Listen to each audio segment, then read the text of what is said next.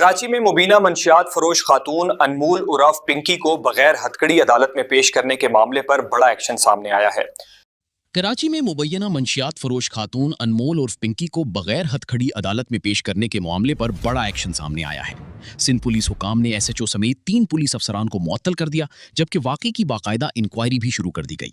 मुअत्तल किए जाने वाले अफसरान में SHO Garden Hanif Sial, senior investigation officer inspector Zafar Iqbal, तफ्तीशी अफसर सब इंस्पेक्टर सईद अहमद शामिल हैं।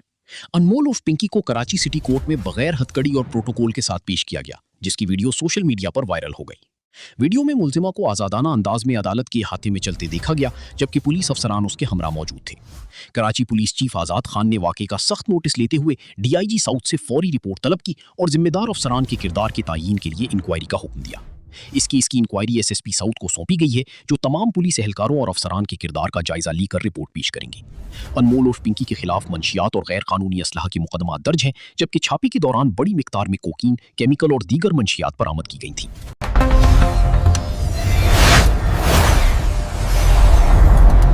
सोहनी धरती की आवाज।